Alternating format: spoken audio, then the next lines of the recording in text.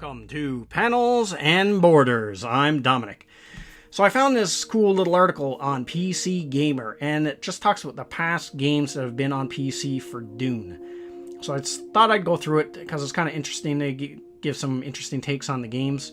And to be honest, most of the Dune games I'm not really familiar with. I didn't get a chance to play them because I got a PC very late in my life. I was in my early 20s when I got a PC. So, like all the PC stuff during the 90s, basically missed out on all that.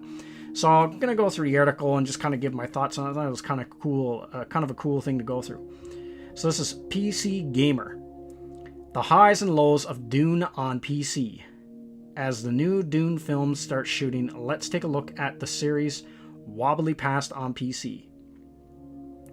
Dune is coming back. Filming is right now underway for Denis Villeneuve's film, and Funcom has the license to produce 3 new games set in the Dune universe.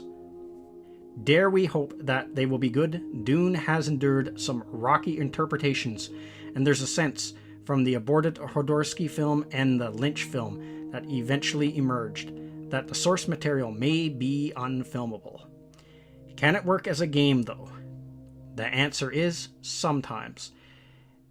A fair few games have emerged in the shadow of the 1984 film. A few were good and massively influential. The others were not. Let's take a tour. So let's see what they talk about this first one, the first Dune game. This excellent adventure game was gobbled whole by Dune 2's release shortly afterwards. You play as Paul Atreides on a quest to control the spice and enjoy a spiritual awakening.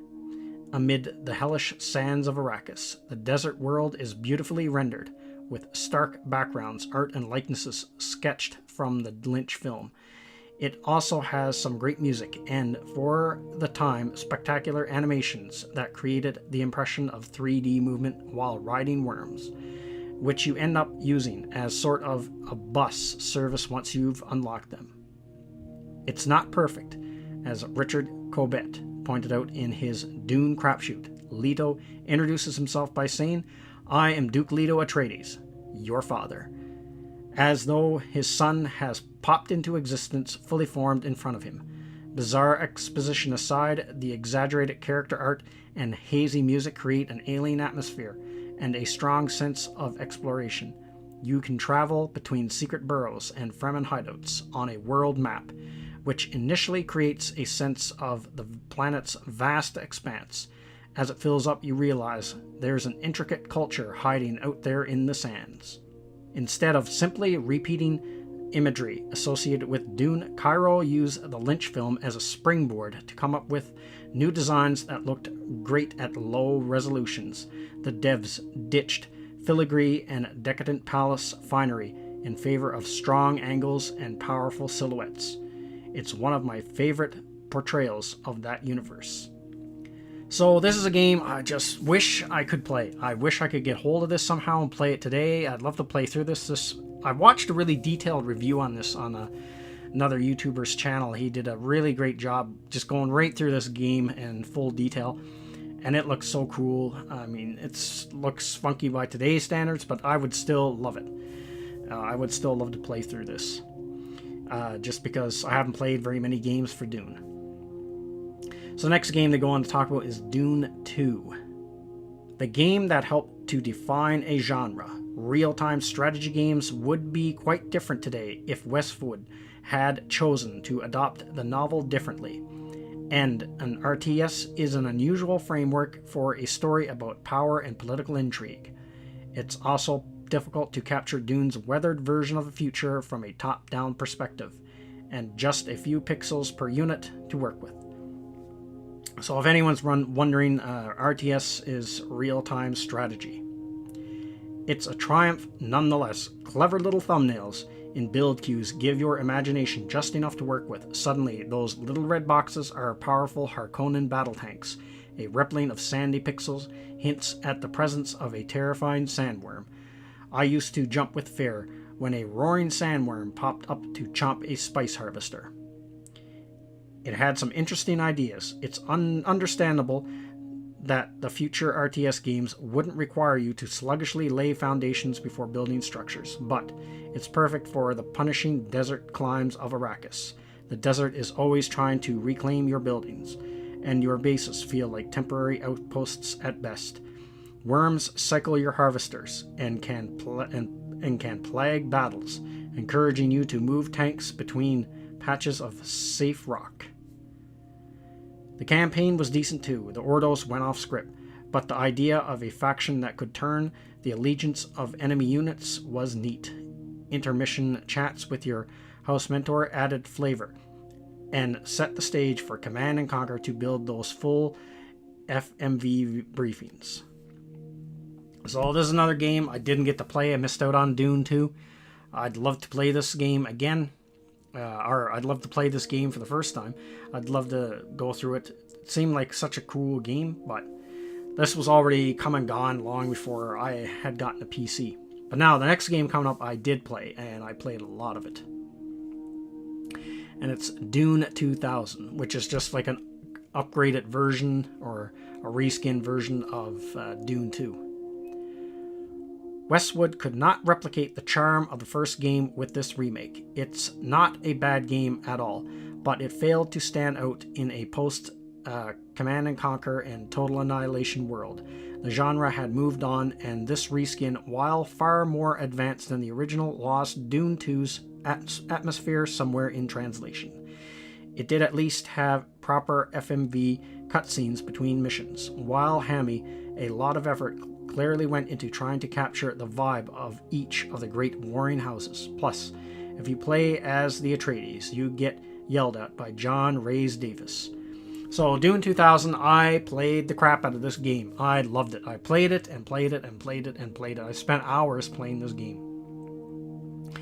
I can remember one Halloween in particular, I played this game like, I started probably 8 or 9 at night and I played it right till like 5 o'clock in the morning. I just went all night. I was so addicted to it one Halloween. I just loved this game.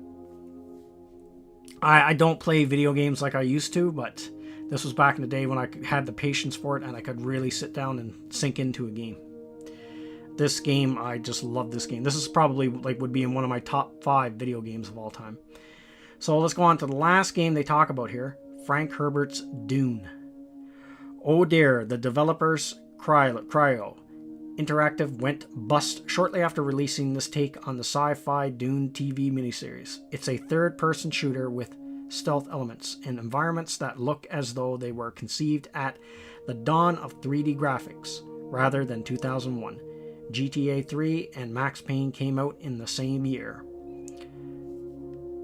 The game is irredeemably terrible. For a universe that has been so vividly realized by Lynch and Hodorowski's aborted film, a Dune game simply cannot survive looking this way. The shot above is an actual marketing image that they chose to sell their game. Paul Atreides' mother, and the powerful Bene Gesserit concubine, looks like she's an egg with a face punched into it.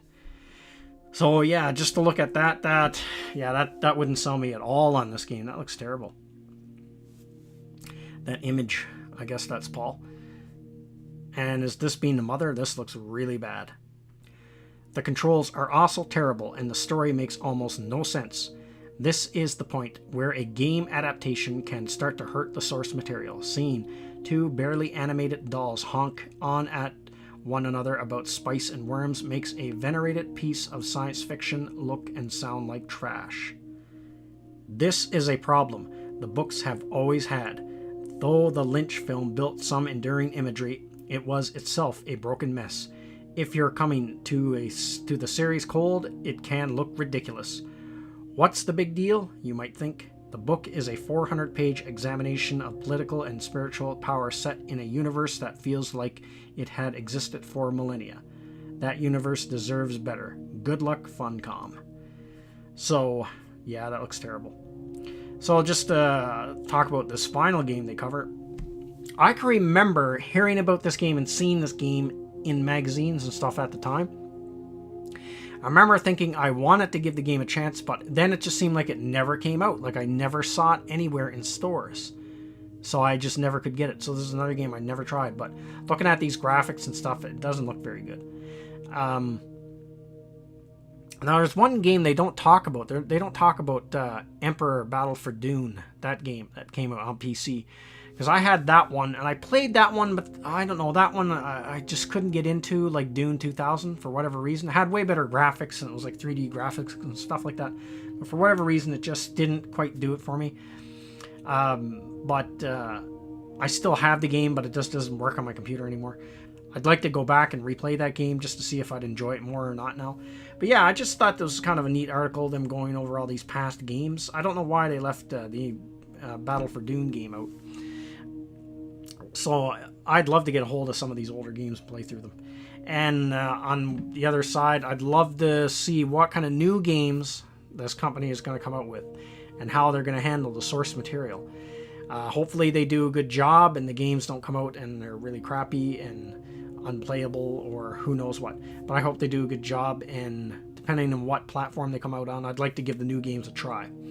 Well, that's everything I got to say in this video. Let me know what you think in the comments section, and I will see you at the next one.